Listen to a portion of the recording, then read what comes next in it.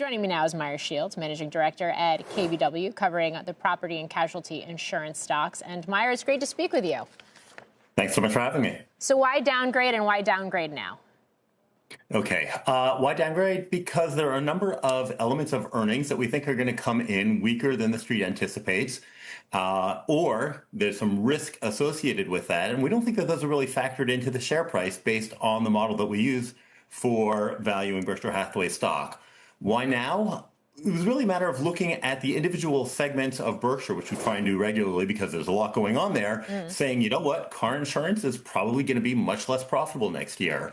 Property catastrophe reinsurance will probably be less profitable next year. Short-term interest rates and the investment income that they generate going down. So there were a number of concerns that seemed to, I don't want to say leap off the page, but seemed to warrant a rethink of the appropriate rating for Berkshire. I got to go back to the insurance piece of this because auto insurance in particular, and yes, we've seen it with homeowners insurance too, but auto insurance has been such a sticky piece more broadly of the inflation picture. When I hear you say that it's going to be less profitable, or does that mean that we're going to see a normalization in rates here?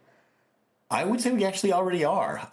If you go back, we had COVID, which was this phenomenal period of profitability for car insurance companies, followed by supply chain disruption, followed by inflation. That was actually really, really painful.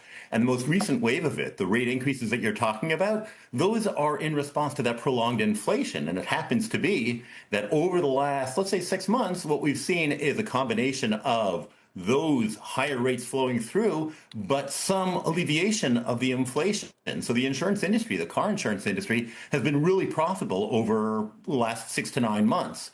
So it does seem like we can say confidently, at least, that the major rate increases are behind us, barring a new catalyst. Okay, so maybe some good news for consumers, if not for investors in Berkshire.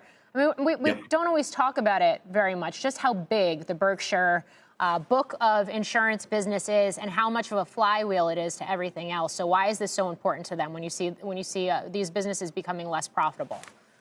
So I would say, without taking anything away from Warren Buffett's track record as an investor, the insurance business is actually the secret sauce because, as he's commented multiple times, you get premiums day one. You sell a policy, you get the premiums, and you only pay out the losses in the future. Maybe it's 6 months, maybe it's 10 years.